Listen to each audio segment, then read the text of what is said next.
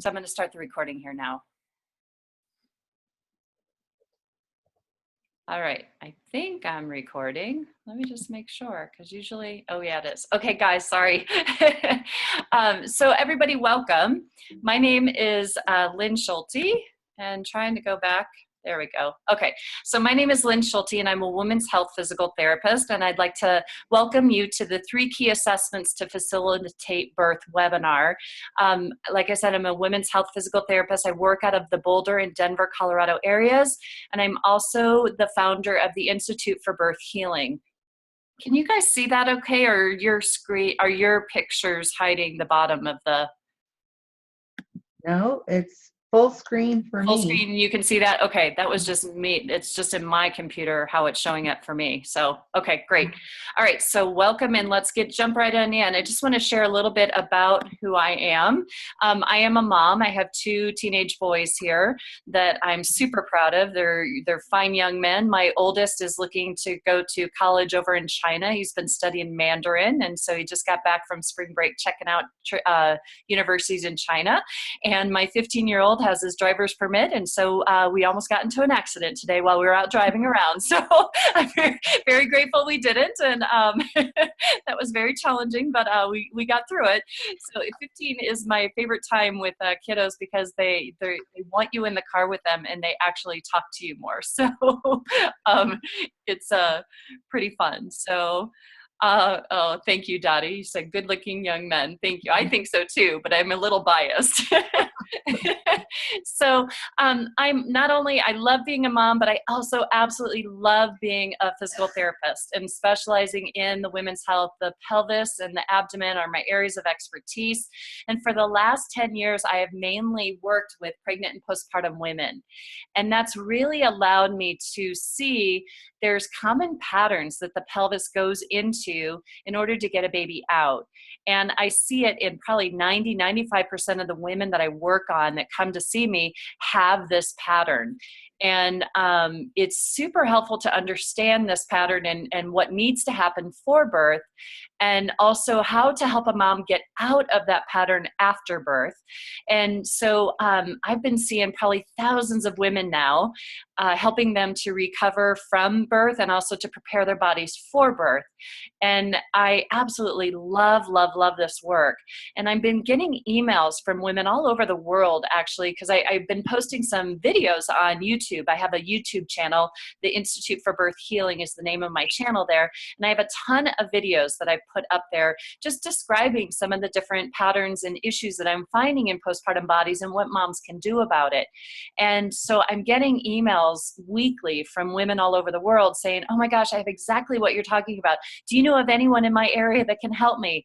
And it's like, I don't, because everything that I've learned from just working on women. I haven't learned from a course.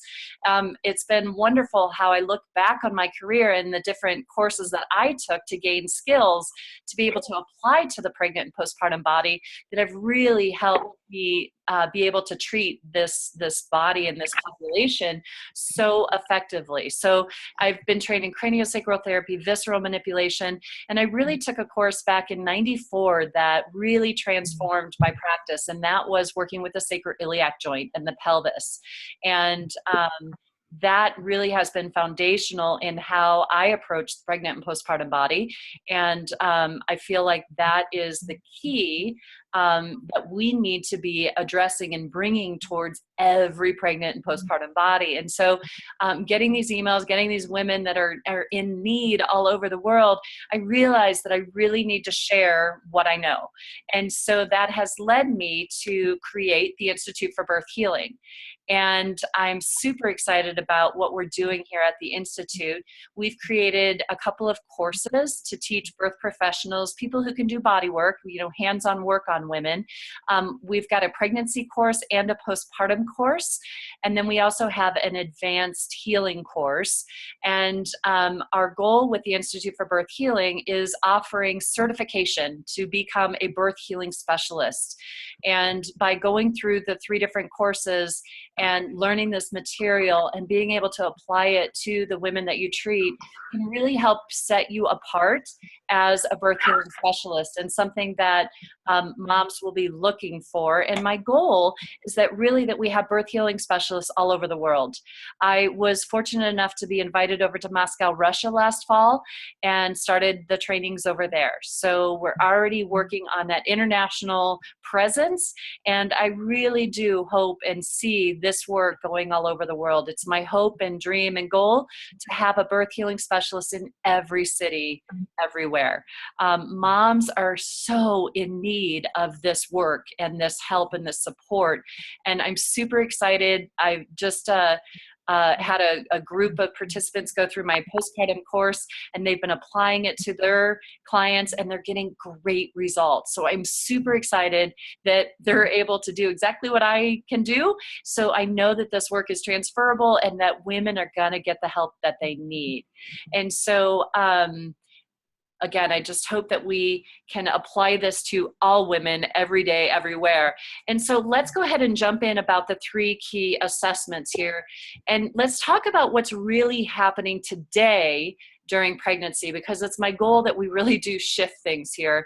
Our focus is on assessing when a mama's pregnant. We really focus in on assessing the growth of the baby and the health of the mama.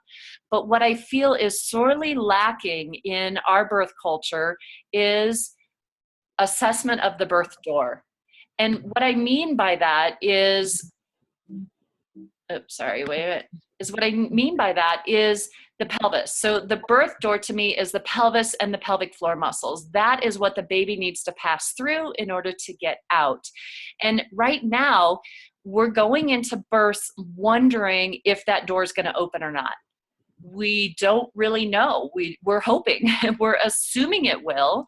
And sometimes the birth door only opens part way. And I always ask the question, why? What happened there? What didn't allow that baby to come on out? And sometimes it opens all the way, and that's great. And fortunately, a lot of times that happens. But I want to go back to here and go, okay, what's going on? Why did that door only open halfway? And why wasn't that baby able to get out? And I really feel that we should be assessing all of these issues here. So when I compare the door here, the birth door, the sacroiliac joints are the hinges of the doors. And the pelvic floor muscles to me is kind of like the floor that the door swings on. And that if we have muscles or tension in our pelvic floor muscles, it's like putting a rock right behind the door. And I've worked with one mama who actually, she had a cesarean birth with her first one. She went into labor and the baby got stuck and she ended up having a C-section. And she came to see me after that because she wanted to try to do a VBAC. And I'm so glad she came in because we were able, because what I found was that this tailbone here was totally sticking straight up and right into the birth outlet, the outlet here. And so there was no way the baby's head was hitting a roadblock in her. And so, you know, I felt that I'm going, oh my goodness, why did we not assess this prior to her first birth? Why are we not checking things out to make sure that that door can open? You know, make sure that things can move. So that's what we're going to talk about here in this seminar, in this webinar, is to really make sure that we're assessing the key pieces that need to allow the birth door to open all the way so babies can come out. So what we need to assess to open the birth door is the first thing we need to look at is to make sure the baby's in a good position. And in order to help the baby get into a good position, we got to make sure that we have good abdominal and uterine tissue mobility. So what I mean by this is that we need to be assessing to make sure that this lower abdomen here doesn't have any tension or restriction in the fascia.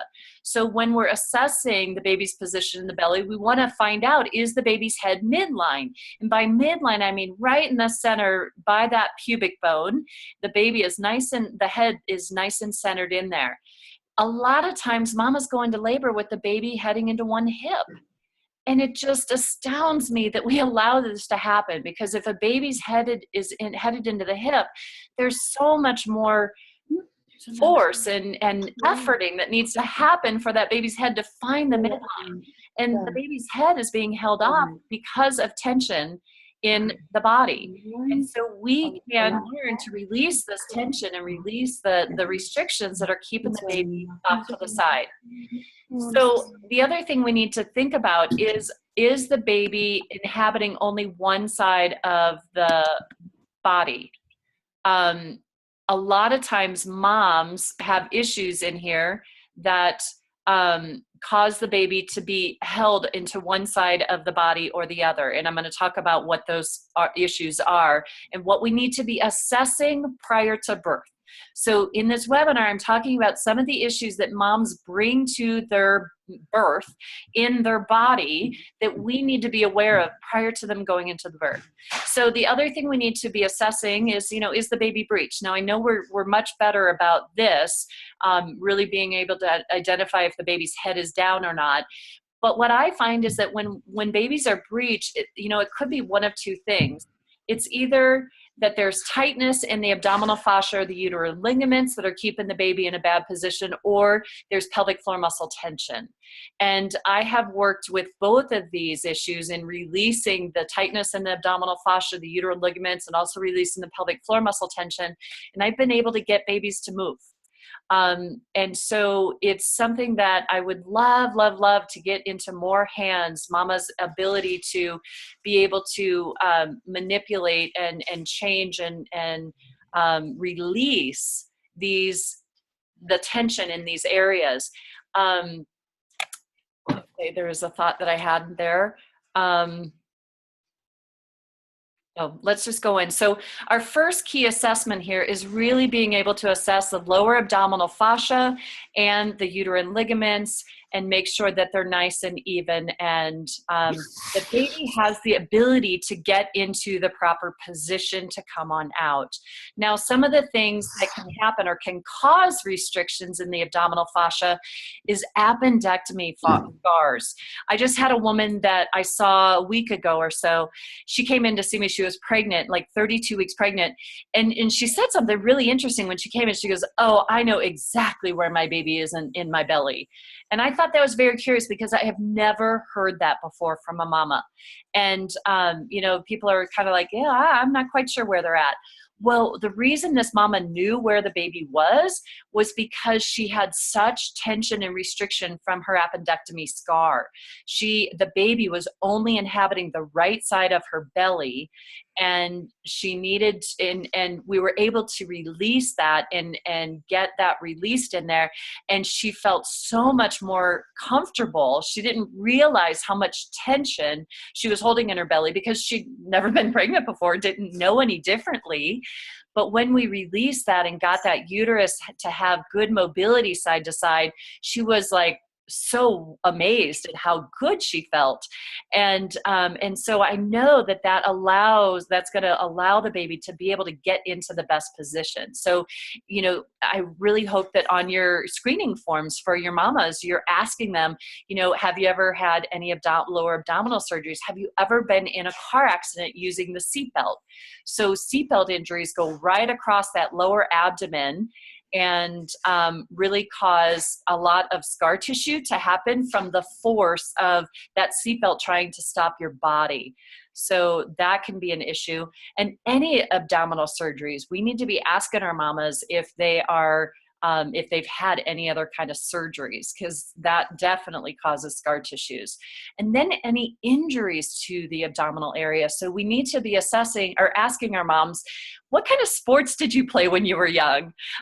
Because, I'm not sure what causes abdominal injuries, but biking, what about a bike accident, being thrown over the handlebars or crashing into the handlebars, or, just asking if they've ever had any significant injuries. So I'm talking significant. I'm not talking, oh, I got bumped or, oh, someone hit me in the belly. No, I'm talking about major impacts here that would cause scarring and decreased mobility in the abdomen. So those are some of the things that we need to think about or be assessing and keeping in our awareness for our mamas prior to going into birth. Also, cesarean scar tissue is, that's abdominal surgeries. But, I used to not think that was such a big deal because, they've cut into the uterus and that lower abdomen, and with the growing belly, the uterus is growing back out, that all that scar tissue would be released. But I've actually had some women complain that after their C-section, they have had more tension or pulling in their belly as their baby was growing. And so, I just think that it's super important for us to make sure that those pelvic floor, that the abdominal tissues have good mobility in there. I remembered what I was going to say on that other slide. You know, Talking about this abdominal fascia and uterine ligaments releasing, Spinning Babies has an amazing website and a ton of information in there on how to help mamas reposition babies in the belly or during birth. And those are all positional releases that you can get the moms into. And I absolutely love them. And I think they're brilliant. What I'm talking about here is actually if we've got restricted tissue mobility in the fascia from injury, from scar tissue, sometimes those tissues need more than just a stretch to be able to fully release them. And so what I'd like to teach body workers and people who are in the birth profession are some hands-on skills in order to physically release them for mamas, because sometimes those, inversion is a great one for balancing out the uterosacral ligament and helping to release the abdominal fascias and bring balance to things. But yet if we have significant restrictions in there, that's not enough.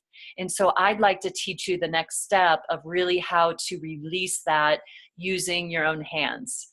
And so in my pregnancy course, this is one of the big factors that we work on, is helping you to get the skill to learn how to do this so that mamas and babies can get into the best position possible in their for birth. So that was the first piece, the getting the baby in a good position with good abdominal uterine tissue mobility. And the next key assessment needs to be making sure that the pelvic bones have good mobility to them.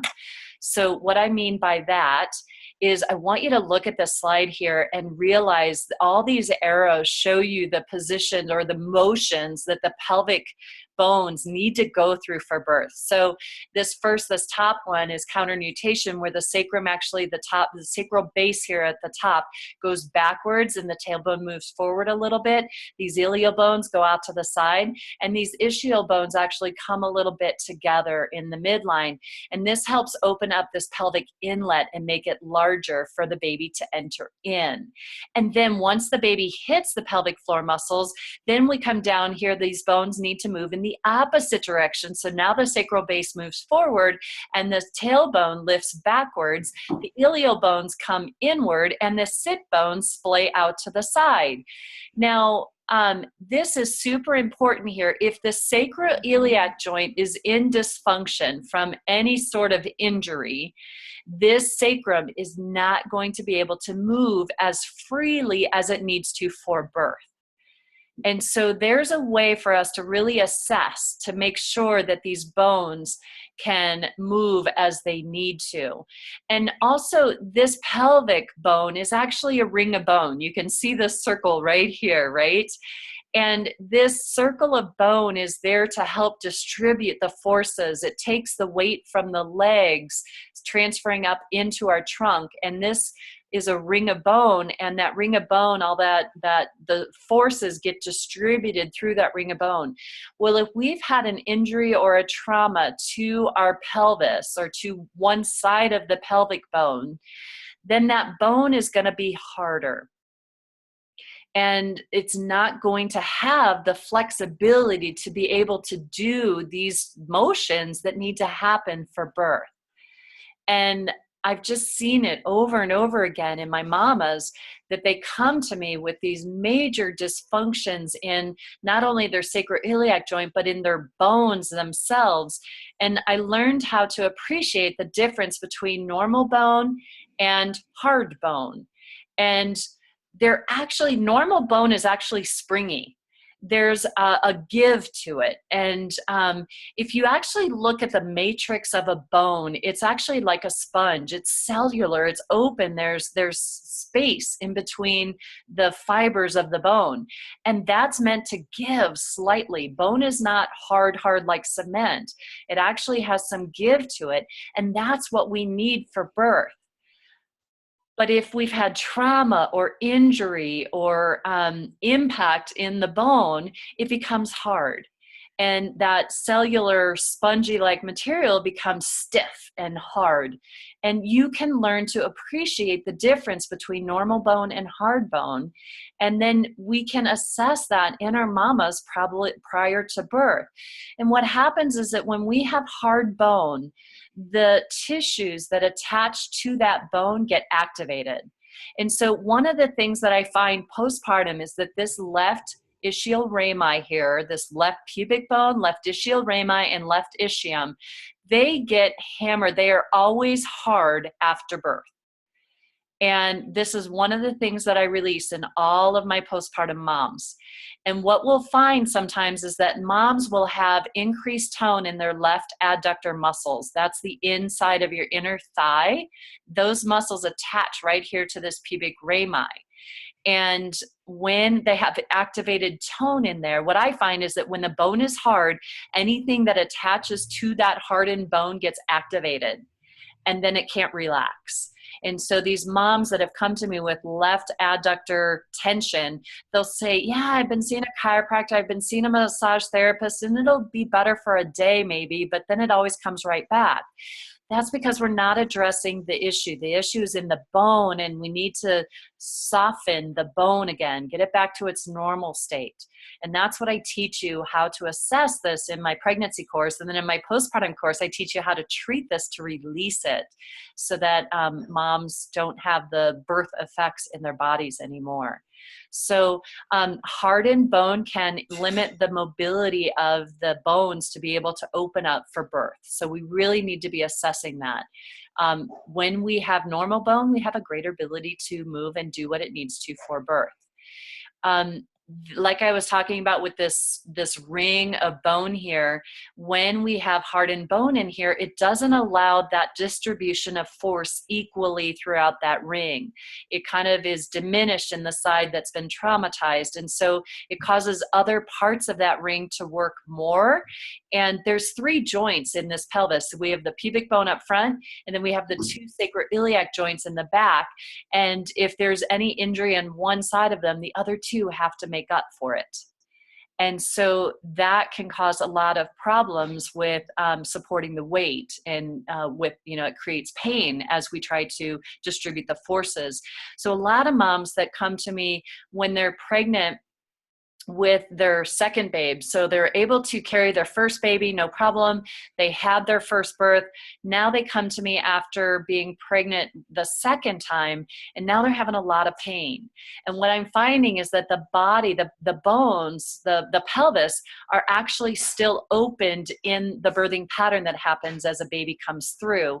And it's more unstable in that position. Where the bones are meant to be. So like if you can think of my palms here, as the sit bones, and they're together in their normal position. During birth, they splay out to the side. So the hands, my palms are spreading apart. And it's much less stable. The pelvis is much less stable when it's open in that birthing position. And so a lot of times I'll see moms during pregnancy that are having pain in their pelvic space. And I just help get their bones out of that birthing pattern and release the tension in this left side pubic rami bone. And the pain goes away. They're able to support their body with like they need to, and they're way more comfortable. So during the pregnancy course, we'll talk a little bit about how to get the bones back together a little bit, but I cover it in way more detail in the postpartum course on how to truly treat and affect the entire pelvis there. So what can cause dysfunctions in the pelvis? Any fall or on your tailbone or buttocks can cause hardness to get imparted into the bones. And, a lot of times I'll slide my hands underneath. If someone's laying on my table on their back, I'll slide my hand underneath their sacrum, and I'll have kind of their tailbone more in the palm of my hand. And I can sense and feel right away whether or not there's hardness or there's been an injury or trauma to the tailbone and lower sacrum.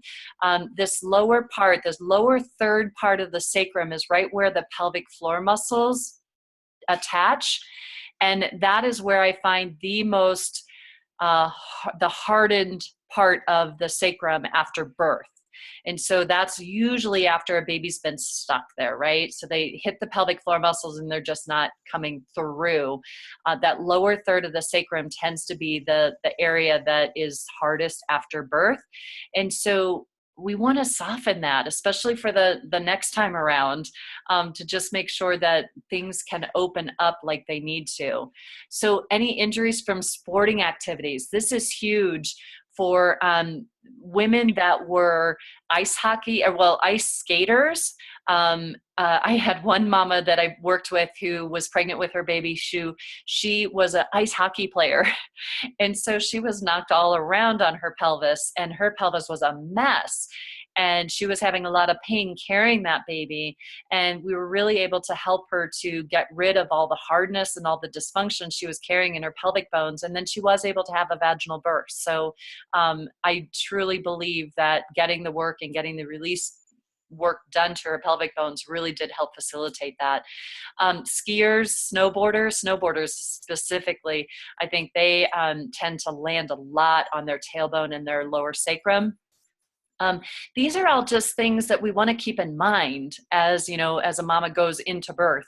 You know, what were your previous activities? What have you done? What has your body taken on in your youth that you're bringing to the birth? So now the other thing we need to be aware of is hypermobility of these joints. Now, this is a situation that I believe it's a pretty small percentage of women that actually have this. Sometimes when we have hypermobility of all the joints, it can cause symphysis pubis dysfunction. And sometimes these mamas will develop pelvic pain as early as 6 to 8 weeks pregnant.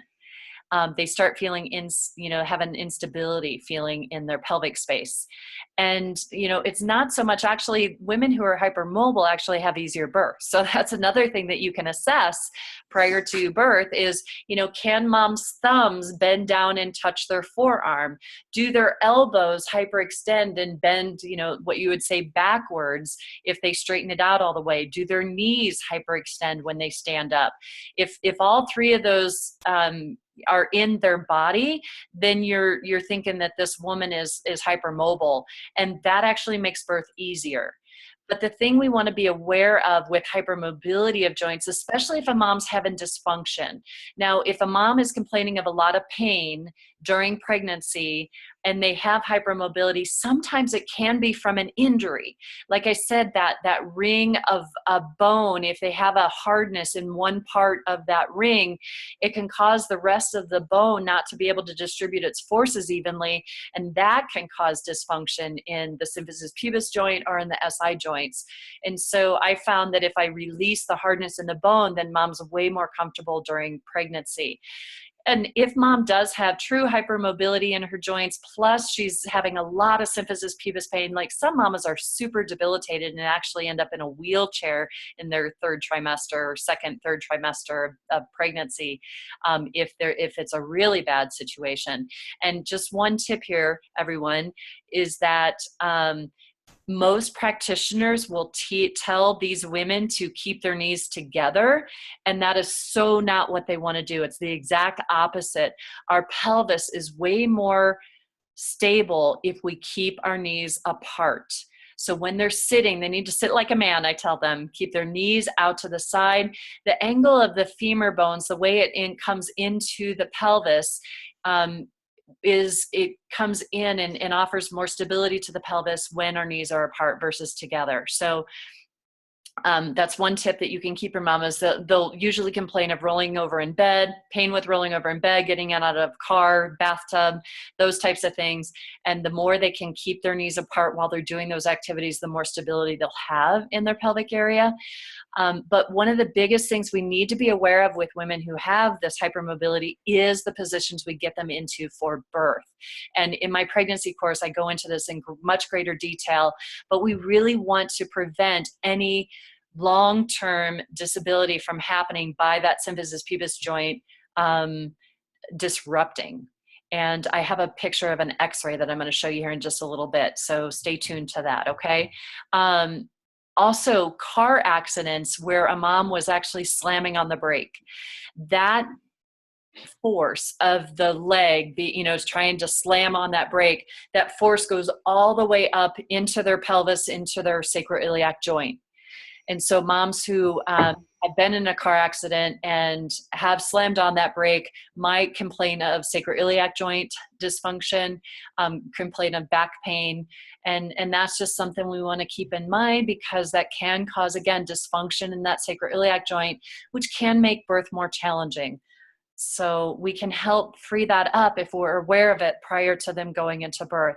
And then again, any previous back injuries, it can be pretty significant to understand if a back injury is actually coming from the spine or if it's coming from the sacroiliac joint. If it's coming from the spine, then, besides pain, it shouldn't impact birth as much as if it's coming from the sacroiliac joint, because the sacroiliac joint is the one that needs to open and move so significantly for birth.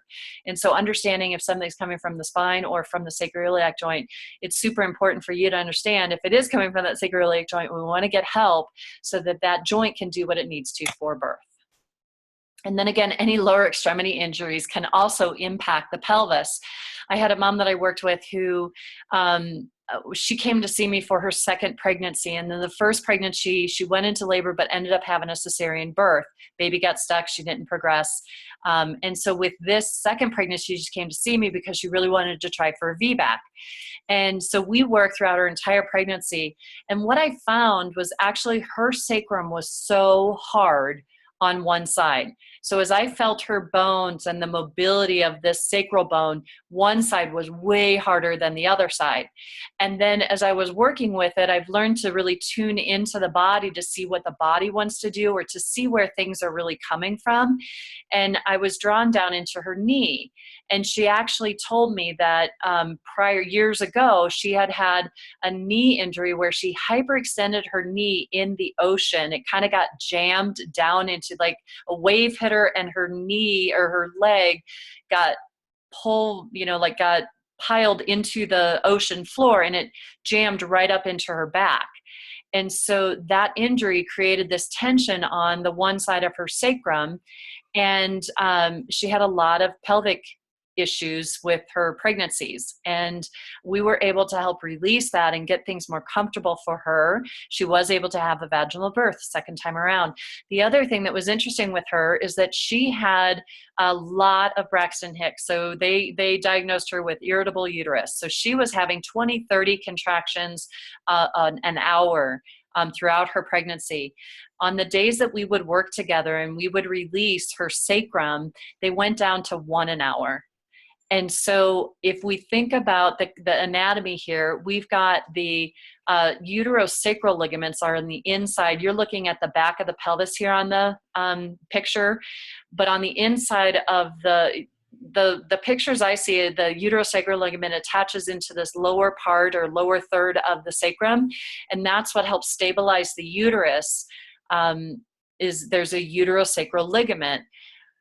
When the sacrum is activated, remember when a bone is hard, anything that attaches to it gets activated. So I feel that through the uterosacral ligament, that was irritating the bladder or the uterus, and that was what was causing the contractions. When I released the sacrum, released the uterosacral ligament, her contractions went down significantly. So I really feel that working with the uterosacral ligament and working with releasing the bones and making sure that hard bone becomes soft bone can really help, one, make moms more comfortable during pregnancy, and also make their births more successful. And that's really what we're all about here. So in my pregnancy course, I teach you all the different positions and techniques of assessing the bones of the pelvis to make sure they can do what they need to for birth. And we also learn how to take hardened bone and learn how to release it so that their pelvises can do what they need to for birth. So I would love, love, love to teach you all how to do these techniques so that moms can have an easier birth. Now, here is a picture of that woman that I was talking about that had a hypermobility. So actually her pelvis, her baby got stuck in the birth, and she dislocated her symphysis pubis joint. You can see this huge gap here in the lower screen, and that this doesn't look too bad. This is actually a standing x-ray. So she's actually standing and she's lifted one leg up in the air. And that's what happens to her symphysis pubis joint. This is way separated. It should only be 1 to 2 millimeters separation there. And she's got a good 1.5 centimeters there maybe. And so when she was initially postpartum, they did an x-ray and she had 5 centimeter separation of her symphysis pubis. So she came to see me and we worked together a couple of times and was able to help her get out of the birth pattern and bring her pelvis back into a better alignment. And yet she still has this major gap. So there's nothing but surgery that's going to be able to help give her give her stability in this joint. And this really is what, this is a permanent disability. Unless she gets surgery, she will not have stability in this joint. And so we really want to help prevent that in our moms. And I feel like if we can assess this pelvis better and make sure that the bones can do what it needs to do and that baby can come on out, that we can really help limit and minimize the trauma that this causes in women's bodies. Because this is debilitating. She can't do anything. She's not in pain anymore. I think our sessions helped her get out of pain, but she still has no stability in her pelvis. So we want to avoid this. So let's not have any moms separate their pubic bones anymore. Okay. So we've talked about the first two ones, the baby getting in a good position with good abdominal and uterine tissue mobility. And then the second key assessment is good mobility in the pelvic bones. And then the third is making sure that they have good flexibility of the pelvic floor muscles.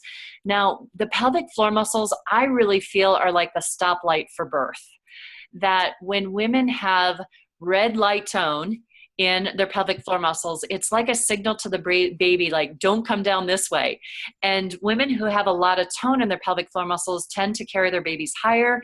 Babies have a harder time dropping into their pelvis. It's like it's not welcoming down there. And so, we really should be assessing to see if mamas have good flexibility of their pelvic floor muscles. Sometimes the tension is tight on both sides. Sometimes it's one side, sometimes it's the other. And so if we look at these pelvic floor muscles here, you can see on this side, there's that ischial tuberosity. Here's the other one. This is the pubic rami here. All these bones here attach into these pelvic bones. Here's the tailbone right here. And so these muscles, if you remember that, well, actually, I think I have it right here. The bones, the sacrum needs to go backwards. These sit bones need to go out to the side.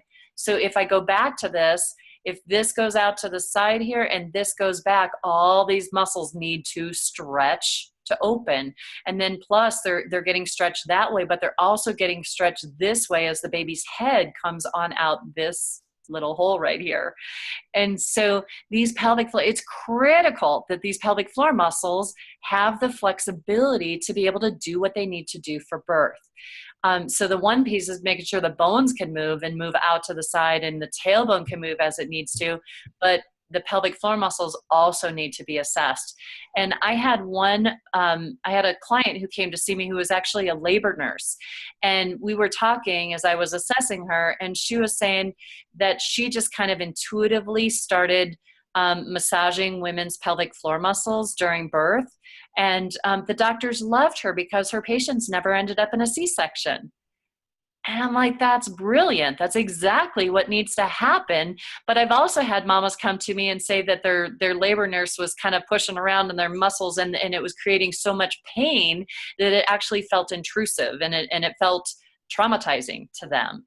So there is a way that we need to do this in a way that is helpful and not hurtful for the moms. And that's what we go into during my course, is to teach you exactly how to help these muscles, first off, to assess, to see if there is tone in the first place, and then how to release that tone in the most effective, easiest way possible that is not harmful to mom and not hurtful. It doesn't create any increased pain. So, oh, and then the other piece I wanted to say about this is that right in this lower third of the sacrum and right along here on either side of the sit bones is where the pelvic floor muscles attach. So it's this lower ring here, that's where the pelvic floor muscles attach to that. So again, can you see how the muscles have to have the length and the flexibility to be able to open up for birth? The other thing that's important that I know a lot of people talk about here are the sacrotuberous ligaments here. So they're on either side. They come down off of the ILA, actually. So that's this lower curve of the inferior lateral angle of the sacrum, the ILA. That's where that ligament attaches, and it attaches into this ischial tuberosity. And these tissues, these ligaments need to have the flexibility to attach or to be able to lengthen as well. And remember what I said about hardened bone. Hardened bone activates the tissues that are attached to it. So if we are if we have hardened bone or traumatized bone, then these tendons and the muscles that attach to it aren't going to have the flexibility that they need to be able to open up. And typically injuries are more side one than the other. And so when I first started learning about this, I was feeling postpartum that one ischium was more splayed out than the other. And I was noticing how it was, it was lopsided in there. And I'm like, I thought the baby came straight out. And then I started realizing, no, it's putting more pressure and pulling out to the side, one side more than the other. And so I started, so then it made me ask, well, why? And then I started realizing that it's actually tension. It's tension in one side. The tighter side is not going to move. The other side has to move more. And that's what's creating this abnormal pattern where one side's getting pulled out to the side more than the other side. So, but what I also want you to notice is look at the angle of this. So the sacrotuberous ligament attaches into that lower third corner of the sacrum, and then it comes down and attaches into the ischium. Well, the coccygeus muscle is the same direction of fibers, but on the inside. And so the coccygeus muscle attaches on either side of the tailbone in that lower third of the sacrum, and they run in the same direction as that sacrotuberous ligament. And so I know people are palpating that sacrotuberous ligament externally, but I also feel that this coccygeus muscle is critical, along with the levator ani muscles, to be able to make sure that that can open, that the tailbone can move backwards. These muscles need to be able to lengthen. So internally, these pelvic floor muscles need to be assessed to see, do they have the flexibility and the lengthening that needs to happen for birth. And so many times women are carrying around tension in these muscles that they don't even realize. And we all have core tension patterns. Sometimes it's one side more than the other, or sometimes it's both sides. And if women are holding tension in these pelvic floor muscles without even realizing it, then they're really going to have a much harder time trying to relax and open up for birth. If we could get in there and assess that and work with these mamas prior to them going into labor, these muscles are going to have a much easier time being able to open for birth. I worked with a mama who was a doula, who was actually pregnant with her second baby when she came to see me. And during her first birth, she tried to have a home birth, got to 4 centimeters dilated, and never progressed past that. So she ended up transferring to the hospital. She got an epidural, and then she was able to have a vaginal birth. Well, she heard me talk, and she came to see me for a session, and she won the award for the tightest pelvic floor muscles I've ever worked with. I felt like my finger was going to break off in trying to get those muscles to soften and relax a bit. And it took us several sessions to make that happen. I usually can get things to relax in 1 or 2 sessions, but it took us several sessions to get her muscles to relax. But she was successful in having a vaginal birth at home the second time around. And I truly, truly believe had she not come in and gotten the work that we've done, would have ended up in that same scenario because they were just so tight. So it's my thought So actually so I know not, so I really am promoting checking out the pelvic floor muscles during pregnancy, during that last stage of pregnancy.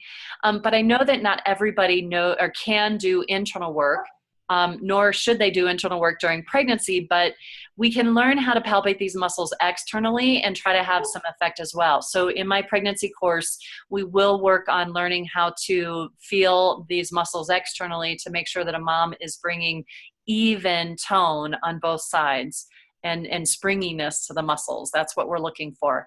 But it's my wonder that if someone is already checking the cervix and they're internal anyway, why are we not checking the pelvic floor muscle tension too? I think that that should just be standard assessment in every pregnant mom. That would be my hope and my dream, is that every mom would have their pelvic floor muscles checked prior to birth. And I would love to teach you all how to do that. I have a course that I'm putting together, or I've put together, is Prevent and Manage Pelvic Dysfunction in Pregnancy and Childbirth. And there is the link at the bottom of the screen there. But actually, I'm going to stop sharing and switch things here. In the chat box, I just put the link there. So if you guys want to go ahead and just click on that, you can join me over here, and I'm going to screen share this link here. But this is the page that that link will take you to. And so it's the Prevent and Manage Pelvic Dysfunction in Pregnancy and Childbirth. This is a hands-on course for birth professionals. It's a 3-day program that teaches you hands-on skills to be able to assess your mamas prior to birth. And so I'm teaching it in May in Boulder and in June in Seattle. And I would love for you guys to join us. We're going to be covering the assessments of the two most important pieces of the puzzle for birth are the pelvis and pelvic floor, along with the position of the baby in the belly. So we're going to be identifying pre-existing conditions that prevent normal pregnancy and what we can do about them. We're going to look for the signs and symptoms of pubic dysfunction and how we can protect the pelvis during labor. We're going to go more into detail about that. We really want to prevent permanent disability in our moms. And we're also going to understand the pelvic mechanics in labor and how to influence them with different positions during birth. We're going to learn how to differentiate, or how different pre-existing back conditions and what labor positions are best for them. We're also going to learn how to assess and treat the fascia, the muscle, the bone, and the joint mobility in the abdomen and the pelvis to facilitate an easier birth. So you're really going to be able to distinguish between normal bone, hardened bone, restricted tissue, normal tissue, and how to release the dysfunctions when we find it. We're going to learn abdominal releasing techniques to reposition the baby. We're also going to understand the common birth pattern the pelvis goes into for birth and its implications for subsequent pregnancies so that moms can be more comfortable carrying their babes. And you're going to learn hands-on experiences and ways to balance the pelvic bones to relieve back pain and pelvic pain in pregnancy. So those are all the things plus more that we're going to be covering. I've been working with pregnant postpartum women specifically for the last 10 years. I've been a PT for over 25 years. I bring a lot of knowledge and experience to the postpartum body. And so if you're interested in attending the course, the normal price of the course is $597. There is an early bird discount of saving $50 if you sign up before 1 month before the course starts. So we have until next week for the Boulder course, and then we have another month until month and a half for the Seattle course. But would absolutely love to have you all join me at these courses to learn these skills so that we can start applying them to mamas and helping them to get the help that they need so that they can have better births. So that is, I'm going to go ahead and stop the screen share here. So that is the presentation. And I would love to know if any of you have any questions or any comments or, anything. Are you already doing these assessments? What are your thoughts? So anybody willing to share? Or?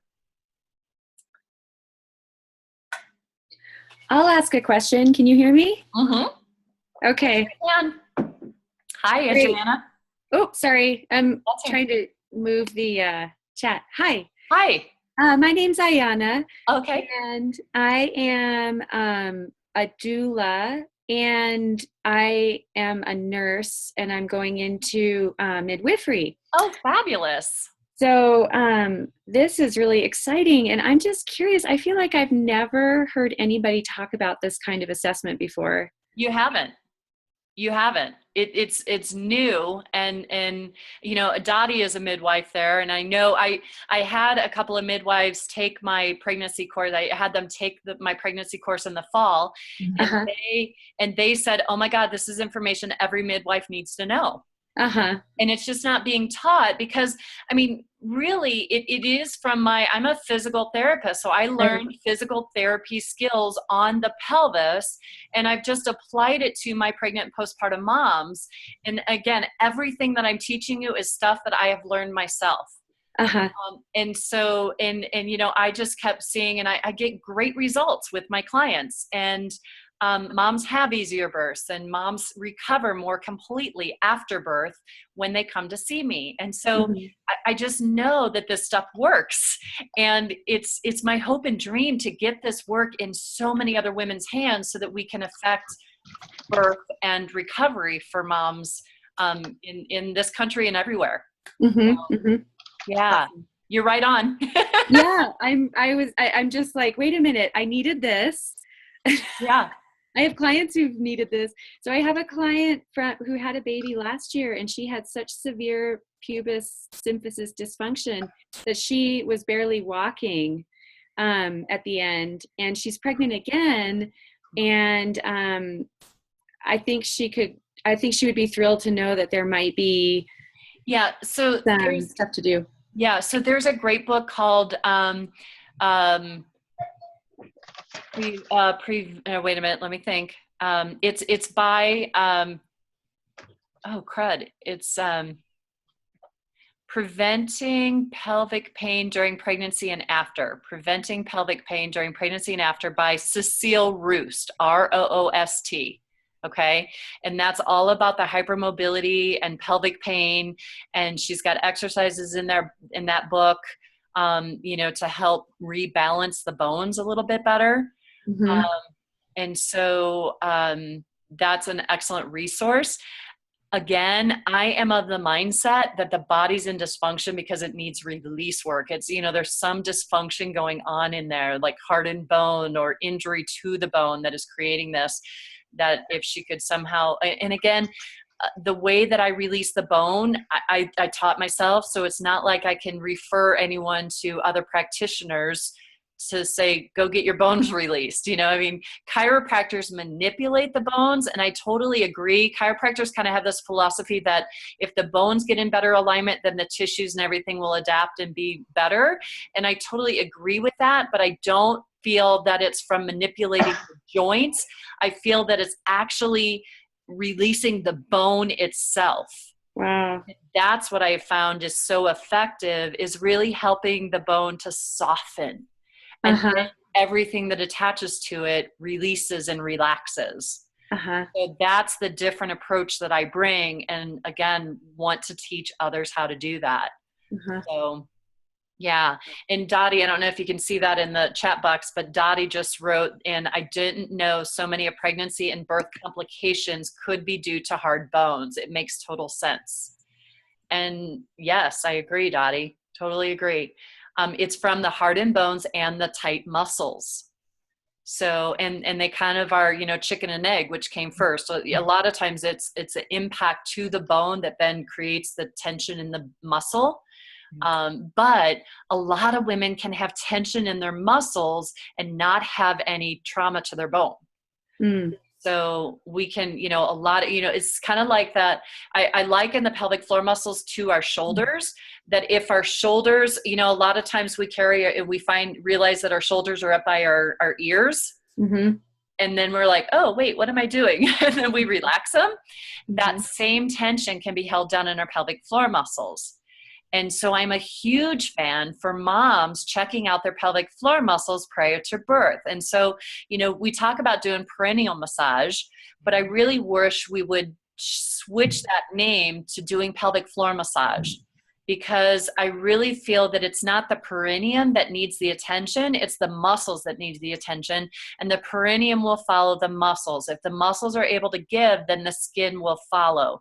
If the muscles aren't able to give, then something's got to give, and it's usually the tissue, the skin first. Mm-hmm. So that's my take on that. I may be wrong, but I'm, totally willing to admit that. But that's just kind of my theory, is that, if muscles expand and stretch out, then the skin should be able to follow as well. Mm-hmm. Yeah. Amazing. Great. Yeah. Thanks so much for your comments and your questions, Sarah. Does anyone else have anything else? I'm gonna unmute everybody here. So if you, those of you on the phone, feel free to say something if you'd like. If you have any questions.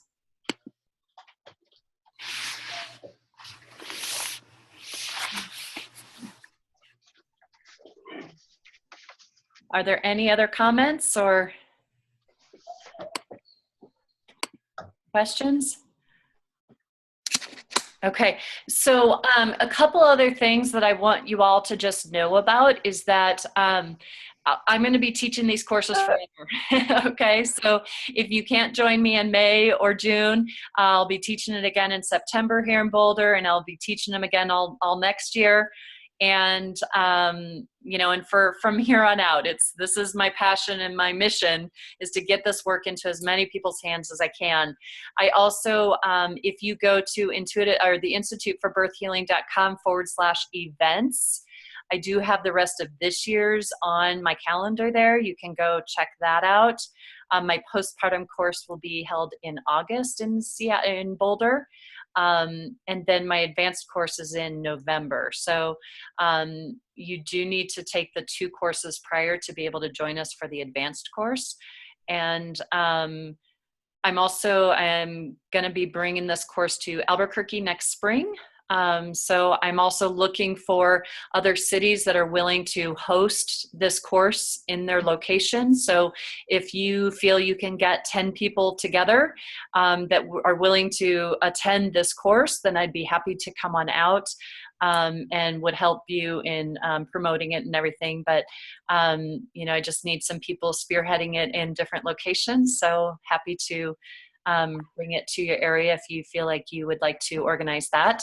The other thing that I have going on is the end of April, the last week of April, I am hosting the Birth Healing Summit.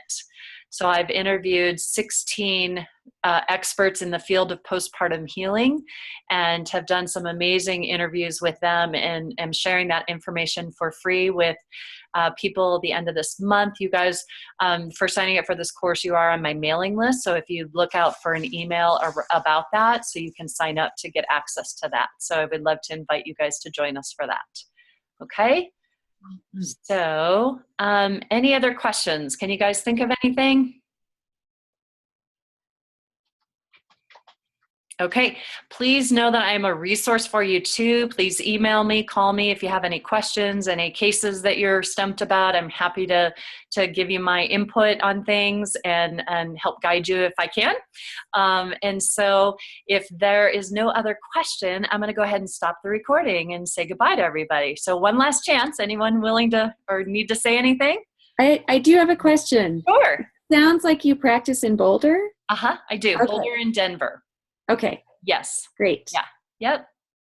So That helps. Thank you. you're welcome. Yeah. Okay. Anyone else? All righty. I'm going to go ahead and stop the recording now. Thank you all for joining us.